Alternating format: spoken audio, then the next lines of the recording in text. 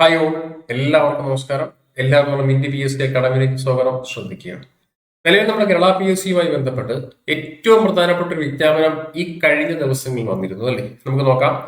Category number 386/2025 അടിസ്ഥാനമാക്കി കേരളത്തിൽ വിളിച്ചിരുന്ന ഏറ്റവും പ്രധാനപ്പെട്ട ഒരു വിജ്ഞാപനമായിരുന്നു. ബോർഡിലേക്ക് നോക്ക്. കേരള എക്സൈസ് ആൻഡ് പ്രൊഹിബിഷൻ സർവീസിലേക്ക് വിളിച്ചിരിക്കുന്ന സിവിൽ എക്സൈസ് ഓഫീസ് ഡ്രൈവർ, അതായത് എക്സൈസ് ഡ്രൈവർ, അതാണ് വിളിച്ചിരിക്കുന്നത്. അപ്പോൾ സിവിൽ എക്സൈസ് കേരള എക്സൈസ് ഡിപ്പാർട്ട്മെന്റിലേക്ക് എക്സൈസ് ഡ്രൈവർ വിജ്ഞാപനം വന്നിട്ടുണ്ട്. ശമ്പള സ്കെയിൽ 26,500 മുതൽ 60,700 വരെയാണ് ശമ്പള സ്കെയിൽ കൊടുത്തിരിക്കുന്നത്. കാറ്റഗറി നമ്പർ നോക്കണേ, 386/2025 ആണ് കാറ്റഗറി നമ്പർ. മറന്നു പോകല്ലേ, ക്ലിയർ. അപ്പൊ നമുക്കിനി നോക്കേണ്ടത് ഇതിന്റെ വിശദാംശങ്ങൾ. മെഡിക്കൽ എങ്ങനെയാണ്, ഐസൈറ്റ് എങ്ങനെ വേണം, എക്സ്പീരിയൻസ് പറഞ്ഞിട്ടുണ്ടോ എന്ന് കൃത്യമായി നമുക്ക് പരിശോധിക്കാം. ഒഫീഷ്യൽ നോട്ടിഫിക്കേഷൻ കംപ്ലീറ്റ് നമുക്കൊന്ന് വായിച്ചു നോക്കാം. അപ്പൊ അതിനു മുന്നേ നമ്മുടെ Minty P S C channel കണ്ടുകൊണ്ടിരിക്കുന്ന എല്ലാവരും നമ്മുടെ യൂട്യൂബ് ചാനൽ കൃത്യമായി സബ്സ്ക്രൈബ് ചെയ്യാം. തൊട്ടപ്പുറത്ത് ബെൽ ബട്ടൺ ക്ലിക്ക് ചെയ്യുക. ഓൺ നോട്ടിഫിക്കേഷൻ ആദ്യമായിട്ട് കൊടുത്തേക്കണം. ക്ലിയർ അല്ലേ? നാം മുന്നോട്ട് പോകണേ. അപ്പൊ നോക്കൂ, ഇതിൽ ആദ്യം പറയുന്ന ഏറ്റവും പ്രധാനപ്പെട്ട പോയിന്റുകൾ ശ്രദ്ധിച്ച്. കാറ്റഗറി നമ്മൾ കണ്ടിരുന്നു അല്ലേ? 386/2025 ആണെന്ന് നമ്മൾ കണ്ടു. പാർട്ട് 1 നേരിട്ടുള്ള നിയമനമാണെന്ന് കണ്ടു. അതായത് NCA ഒന്നും അല്ല നാം ഉദ്ദേശിക്കുന്നത്. NCA അല്ല, നേരിട്ടാണ് നിയമനം. പിന്നെ പറയുന്ന കണ്ടീഷൻ നമ്മൾ നേരത്തെ വായിച്ച കാര്യങ്ങൾ. കേരള എക്സൈസ് ആൻഡ് പ്രൊഹിബിഷൻ ഡിപ്പാർട്ട്മെന്റിന്റെ പേര്, civil excise driver, office driver എന്ന് ഉദ്യോഗ പേര്. അതുപോലെ ശമ്പള സ്കെയിൽ കൊടുത്തിരിക്കുന്നത് 26,500 മുതൽ 60,700 വരെയാണ്. ജില്ലാ അടിസ്ഥാനത്തിലാണ് ഒഴിവുകളുടെ എണ്ണം കൊടുത്തിരിക്കുന്നത്. പക്ഷെ എല്ലായിടത്തും ഒരു ജില്ലയിൽ ഇത്ര ഒഴിവെന്ന് പറഞ്ഞില്ല. പകരം നോക്കൂ, തിരുവനന്തപുരം, കൊല്ലം, പത്തനംതിട്ട, ആലപ്പുഴ എല്ലാ ജില്ലയിലും അല്ലേ? തിരുവനന്തപുരം മുതൽ കാസർഗോഡ് വരെ പ്രതീക്ഷിത ഒഴിവുകളെന്നേ പറഞ്ഞിട്ടുള്ളൂ. അപ്പൊ അങ്ങനെ പ്രത്യേകിച്ച് ഓരോ ജില്ലയിലെയും ഒഴിവുകളുടെ എണ്ണം റിപ്പോർട്ട് ചെയ്തിട്ടില്ല. പ്രതീക്ഷ ഒഴിവുകളാണ് നോട്ടിഫിക്കേഷൻ കൊടുത്തിരിക്കുന്നത്. പിന്നെ നമുക്ക് നോക്കേണ്ട കാര്യം ഈ ഒരു പോയിന്റ് നോക്കി. ഭിന്നശേഷിയുള്ള ഉദ്യോഗാർത്ഥികളും വനിതാ ഉദ്യോഗാർത്ഥികളും ഈ വിജ്ഞാപന പ്രകാരം അപേക്ഷിക്കാൻ അർഹരല്ല. ഭിന്നശേഷിയുള്ള ഉദ്യോഗാർത്ഥികളും വനിതാ ഉദ്യോഗാർത്ഥികളും ഈ വിജ്ഞാപന പ്രകാരം അപേക്ഷിക്കുവാൻ അർഹരല്ല. അപ്പൊ അത് ക്ലിയർ ആണ്. പിന്നെ നമ്മൾ നോട്ടിഫിക്കേഷൻ ശ്രദ്ധിക്കേണ്ട ഏറ്റവും പ്രധാനപ്പെട്ട പോയിന്റ് ഈ ഒരു പോയിന്റ് വായിച്ചു നോക്കിയേ. ഈ വിജ്ഞാപന പ്രകാരം ഓരോ ജില്ലയിലും പ്രത്യേകം റാങ്ക് ലിസ്റ്റുകൾ തയ്യാറാക്കും. അപ്പം ഒരു ജില്ലയ്ക്ക് ഒരാൾക്ക് എഴുതാൻ കഴിയും. ഓരോ ജില്ലയ്ക്കും ഓരോ റാങ്ക് ലിസ്റ്റ് ഉണ്ടെന്ന് വ്യക്തം. അടുത്ത പോയിന്റ്, ഇപ്രകാരം തയ്യാറാക്കപ്പെടുന്ന റാങ്ക് ലിസ്റ്റ് പ്രാബല്യത്തിൽ വരുന്ന തീയതി മുതൽ ഏറ്റവും കുറഞ്ഞത് 1 വർഷവും മാക്സിമം 3 വർഷവും ഉണ്ടായിരിക്കുന്നതാണ്. അപ്പൊ ഒരു കാര്യം മനസ്സിലായി, റാങ്ക് ലിസ്റ്റുകൾ കാലാവധി 3 വർഷമാണെന്ന് മനസ്സിലാണ്. ഏറ്റവും കുറഞ്ഞത് പറഞ്ഞേക്കാൻ ഒന്നുകൂടെ വായിച്ചു നോക്കി. ഈ റാങ്ക് ലിസ്റ്റ് പ്രാബല്യത്തിൽ വരുന്ന തീയതി മുതൽ ഏറ്റവും കുറഞ്ഞത് 1 വർഷവും ഏറ്റവും കൂടിയത് 3 വർഷവും നിലവിലിരിക്കുന്നതാണ്. അപ്പൊ അതിന്റെ അർത്ഥം റാങ്ക് ലിസ്റ്റുകളുടെ കാലാവധി 3 വർഷം ഉണ്ട് എന്ന് വ്യക്തമാക്കുന്നു അല്ലേ? ക്ലിയർ. അടുത്ത വീണ്ടും മുന്നോട്ട് പോകുന്ന സമയത്ത് നമുക്ക് അടുത്ത ക്രൈറ്റീരിയ അല്ലെങ്കിൽ കണ്ടീഷൻ നമുക്ക് നോക്കാം. അടുത്ത പറഞ്ഞിരിക്കുന്നത് ഏജ് ലിമിറ്റ് കണ്ടായിരുന്നല്ലോ അല്ലേ? ഏജ് ലിമിറ്റിന്റെ പോയിന്റ് നോക്കിയേ. 21-39 ആണ്. മറന്നു പോകല്ലേ, ഏജ് ലിമിറ്റ് 21-39 ആണ്. എങ്ങനെ കണ്ടീഷൻ? ഉദ്യോഗാർത്ഥികൾ 2-1-1986 1-1-2004 ഇടയിൽ ജനിച്ചവരായിരിക്കണം. 21, അതായത് 21-39 ആണ്. 21 വയസ്സിനും 39 വയസ്സിനും ഇടയിലായിരിക്കണം പ്രായം എന്ന് പറയുന്നത്. അതുപോലെ തന്നെ ഉദ്യോഗാർത്ഥികൾ DOB കൊടുത്തിട്ടുണ്ട്, ഡേറ്റ് ഓഫ് ബർത്ത് കൊടുത്തിട്ടുണ്ട്. നോക്കൂ, 2-1-1986 1-1-2004 ഇടയിൽ ജനിച്ചവരായിരിക്കണം. അപ്പൊ ഈ കൊടുത്തിരിക്കുന്ന ശരിക്കും ആരുടെ ഏജ് ലിമിറ്റ് ആണ്? ജനറൽ കാറ്റഗറിയാണ്. മറന്നുപോലെ. അപ്പൊ OBC എങ്ങനെ വരും? OBCക്ക് 42 വയസ്സിലേക്ക് പോകാം. SC/STക്ക് നമുക്കൊരു 44 വയസ്സിലേക്ക് പോകാം അല്ലെ? തീർച്ചയായിട്ടും. അപ്പോൾ ഇവിടെ കൃത്യമായി കണ്ടീഷൻ പറയുന്നുണ്ട്. നോക്കൂ, കണ്ടീഷൻ പറയുന്നുണ്ട് SC/ST വിഭാഗത്തിലുള്ളവർക്ക് മറ്റ് പിന്നോക്ക വിഭാഗത്തിൽപ്പെട്ടവർക്കും പൊതു വ്യവസ്ഥകളിലെ ഭാഗം 2.1, അതായത് ഒന്നുമില്ല, ഉദ്ദേശിക്കുന്ന കാര്യം OBCയിലേക്ക് വരുന്ന സമയത്ത് ഏജ് ലിമിറ്റ് 42ലേക്ക് പോവുകയും SC/STയിലേക്ക് പോകുന്ന സമയത്ത് ഏജ് ലിമിറ്റ് 44ലേക്ക് പോവുകയും ചെയ്യും. ക്ലിയർ അല്ലേ? അപ്പം ജനറൽ കാറ്റഗറി 39, OBC 42, SC/ST 44, 5 വയസ്സാണ് റിലാക്സേഷൻ SC/STക്ക്. ക്ലിയർ ആണ്? ക്ലിയർ അല്ലേ? റൈറ്റ്. പിന്നെ അടുത്ത കണ്ടീഷൻ, ഒരു യോഗ്യത പറഞ്ഞിരിക്കുന്നത് 10ാം ക്ലാസ് പാസ്സായിരിക്കണം. 10ാം ക്ലാസ് പരീക്ഷയോ തത്തുല്യ പരീക്ഷയോ കൃത്യമായി പാസ്സായിരിക്കണം എന്നൊരു കണ്ടീഷൻ പറയുന്നുണ്ട്. ക്ലിയർ അല്ലേ? 10ാം ക്ലാസ് യോഗ്യതയാണ് വിദ്യാഭ്യാസ യോഗ്യതയായിട്ട് പറയുന്നത്. അത് ഒന്നാമത്തെ ക്രൈറ്റീരിയ അല്ലേ? തീർച്ചയായിട്ടും അതൊരു ഒന്നാമത്തെ ക്രൈറ്റീരിയ ആണ്. രണ്ടാമത്തെ ക്രൈറ്റീരിയ പറയുന്നത് എന്താ നോക്കൂ, അതാണ് ഏറ്റവും പ്രധാനപ്പെട്ട കണ്ടീഷൻ. ബോർഡിലുണ്ട് heavy goods and heavy passenger motor വാഹനങ്ങൾ ഓടിക്കുന്നതിന് 3 വർഷമായി നിലവിലുള്ള സാധുവായ ഡ്രൈവിംഗ് ലൈസൻസും ഡ്രൈവേഴ്സ് ബാഡ്ജും ഉണ്ടായിരിക്കണം. അപ്പോൾ നമ്മളെ ഫോറസ്റ്റ് നേരത്തെ ഒരു ഫോറസ്റ്റിന് ഡ്രൈവർ വിളിച്ചിരുന്നു. ഇവിടെ പക്ഷേ എക്സ്പീരിയൻസ് സർട്ടിഫിക്കറ്റ് ചോദിച്ചു. അതുപോലെ എക്സ്പീരിയൻസ് സർട്ടിഫിക്കറ്റുകൾ ചോദിക്കുന്നില്ല. പകരം നിങ്ങൾ കൃത്യമായിട്ട് ഗുഡ്സ് ആൻഡ് ഹെവി പാസഞ്ചർ, അതായത് ഹെവി ഡ്രൈവിംഗ് ലൈസൻസും ബാഡ്ജും കിട്ടിയിട്ട് 3 വർഷം ഉണ്ടായിരിക്കണം, അല്ലെങ്കിൽ 3 വർഷമായിരിക്കണം എന്ന് മാത്രമേ പറയുന്നുള്ളൂ. എക്സ്പീരിയൻസ് എടുത്ത് ചോദിക്കുന്നില്ല. ക്ലിയർ ആണ്. അടുത്തൊരു കണ്ടീഷൻ പറയുന്നുണ്ട്, ഡ്രൈവിംഗ് ലൈസൻസ് തെരഞ്ഞെടുപ്പിന്റെ എല്ലാ ഘട്ടങ്ങളിലും സ്വീകരിക്കുന്ന രീതി OMR പരീക്ഷ, പ്രായോഗിക പരീക്ഷ, വെരിഫിക്കേഷൻ എന്നിങ്ങനെ സാധുവായിരിക്കണം. എന്താ ഉദ്ദേശിക്കുന്നത്?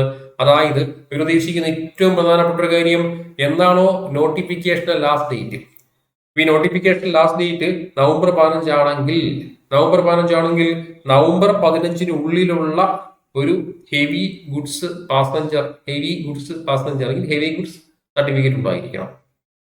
അതായത് ഇതിൽ കുറെ പേർക്ക് സംശയമുള്ള ഒരു ക്ലോസ് ആണ് ഞാൻ ഇപ്പൊ വായിച്ചിരിക്കുന്നത്. അപ്പം ഏവരും ചോദിക്കുന്നത്, പരീക്ഷ കഴിയുമ്പോൾ 3 വർഷം ആയാൽ പോരാ. പരീക്ഷ നടക്കുമ്പോൾ 3 വർഷം ആയാൽ പോരാ. ഡ്രൈവിംഗ് ടെസ്റ്റ് വരുമ്പോൾ 3 വർഷം ആയാൽ പോരാ. ഇപ്പൊ ഇതിന്റെ ഡേറ്റ് നമ്മൾ ലാസ്റ്റ് ഡേറ്റ് എനിക്ക് തോന്നുന്നു നവംബർ 15 ആണെന്ന് തോന്നുന്നു. ഞാൻ താഴോട്ട് നമുക്ക് നോക്കാം. അറൗണ്ട് ആ ഡേറ്റ് ആണ് വരുന്നത്. നവംബർ 15 ആണ് ഈ ഒരു നോട്ടിഫിക്കേഷൻ അയക്കേണ്ട അവസാന ഡേറ്റ് എങ്കിൽ, കാരണം ഒക്ടോബർ 15 ആണ് വന്നിരിക്കുന്നത്. അപ്പോൾ തീർച്ചയായിട്ടും നിങ്ങൾക്ക് നവംബർ 15-നകം 3 വർഷം തികഞ്ഞിരിക്കണം. ഞാൻ പറഞ്ഞ ഐഡിയ മനസ്സിലായോ?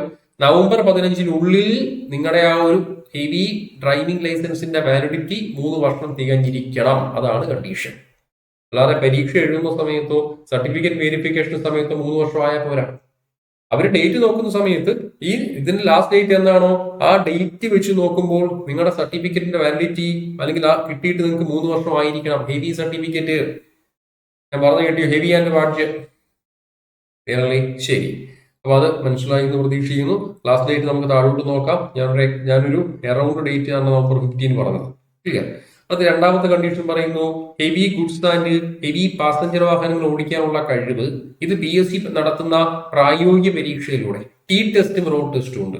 മറന്നുപോലെ ടി ടെസ്റ്റ്, റോഡ് ടെസ്റ്റ് പരിശോധിക്കുന്നതാണ്. ടി ടെസ്റ്റിൽ വിജയിക്കുന്നവരെ മാത്രമേ റോഡ് ടെസ്റ്റിൽ പങ്കെടുപ്പിക്കുകയുള്ളൂ. അപ്പോൾ വണ്ടി ഓടിക്കാൻ അറിയാമെന്ന് പറഞ്ഞാൽ പോരാ, സർട്ടിഫിക്കറ്റ് കാണിച്ചാൽ പോരാ, പകരം അവരൊരു ഡ്രൈവിംഗ് പരീക്ഷയുണ്ട്. സാധാ എല്ലാ വർഷവും ഉള്ള പോലെ തന്നെ ഒരു ടി ടെസ്റ്റും ഉണ്ട്, റോഡ് ടെസ്റ്റും ഉണ്ട്. ആദ്യം ടി ആണ്. ടി പാസ്സാകുകയാണെങ്കിൽ മാത്രമേ റോഡിൽ വണ്ടി ഓടിക്കാൻ സമ്മതിക്കുകയുള്ളൂ, അല്ലെങ്കിൽ റോഡിലെ പരീക്ഷയുള്ളൂ. മറക്കല്ലേ.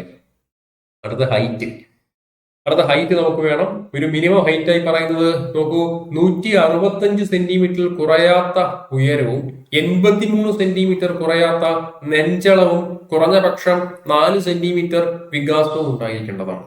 അപ്പോൾ ഹൈറ്റിന്റെ കണ്ടീഷൻ പറയുന്നുണ്ട്, നോക്കണേ, 165 സെന്റിമീറ്റർ ഉയരവും 83 സെന്റിമീറ്റർ കുറയാത്ത നെഞ്ചളവും കുറഞ്ഞ പക്ഷം 4 സെന്റിമീറ്റർ വികാസവും ഉണ്ടായിരിക്കണം. എന്നാൽ SC/STക്ക് അതുപോലെ ഇവിടെ റിലാക്സേഷൻ ഉണ്ട്. SC/ST വിഭാഗത്തിൽപ്പെട്ട ഉദ്യോഗാർത്ഥികൾക്ക് കുറഞ്ഞ ഹൈറ്റ് 160 സെന്റിമീറ്റർ മതിയാകും. നെഞ്ചളവിനെ പറ്റി ഒന്നും പറയുന്നില്ല. പക്ഷെ SC/STക്ക് ഹൈറ്റ് 160 മതി. നെഞ്ചളവ് വ്യക്തമാക്കിയിട്ടില്ല, അത് മുകളിൽ പറഞ്ഞിട്ടുണ്ട്. റിലാക്സേഷൻ ഇല്ലെന്നാണ് അതിന്റെ അർത്ഥം. ക്ലിയർ. അടുത്ത മെഡിക്കൽ ഫിറ്റ്നസുമായി ബന്ധപ്പെട്ട് ചെവിയുടെ കാര്യത്തിൽ നല്ല കേൾവി ശക്തി ഉണ്ടായിരിക്കണം. ഡ്രൈവറാണ്, കേൾവി ശക്തി മസ്റ്റാണ്. അടുത്ത കണ്ണുമായി ബന്ധപ്പെട്ട കണ്ടീഷൻ നോക്കിയേ. കണ്ണട ഇല്ലാതെ താഴെ പറയുന്ന വിധത്തിലുള്ള കാഴ്ചശക്തി ഉണ്ടായിരിക്കണം. 6/6 പക്ക. നോക്കൂ, ദൂരക്കാഴ്ച 6/6 പക്ക. ഇടത് കണ്ണും വലത് കണ്ണും കൊടുത്തിട്ടുണ്ട്. 6/6 പക്ക. സമീപക്കാഴ്ച 0.5 പക്കയാണ് കൊടുത്തിരിക്കുന്നത്. കളർ വിഷൻ സാധാരണ പോലെ ആയിരിക്കണം. അതുപോലെ നിശാന്തത ഇല്ലാതിരിക്കണം. നിശാന്തത ഉണ്ടായിരിക്കരുത്. കളർ വിഷൻ പ്രശ്നങ്ങളൊന്നും ഉണ്ടായിരിക്കരുത്. കണ്ണ് പക്കയായിരിക്കണം. അടുത്ത പേശികളും സന്ധികളുമായി ബന്ധപ്പെട്ട് നോക്കണേ. ബോർഡ് കാണുന്നുണ്ടല്ലോ അല്ലെ? നോക്കൂ, പേശികളും സന്ധികളും തളർവാദം ഉണ്ടായിരിക്കരുത്. എല്ലാ സന്ധികളും ആയാസരഹിതമായി ചലിപ്പിക്കാൻ കഴിയണം. നാഡീവ്യൂഹവുമായി ബന്ധപ്പെട്ട് പൂർണ്ണമായും സാധാരണ രീതിയിലുള്ളതായിരിക്കണം. പകർച്ചവ്യാധികൾ ഒന്നും തന്നെ ഉണ്ടായിരിക്കരുത്. തളർവാദം ഉണ്ടായിരിക്കരുത്. സന്ധികളെല്ലാം പക്ക പെർഫെക്റ്റ് ആയിരിക്കണം. പ്രത്യേകിച്ച് പകർച്ചവ്യാധികളോ കാര്യങ്ങളോ ഒന്നും ഉണ്ടായിരിക്കരുത്. പിന്നെ പറയുന്നത് കണ്ണുമായി ബന്ധപ്പെട്ട് മറ്റു ചില കണ്ടീഷൻ കൂടെ പറയുന്നുണ്ട്.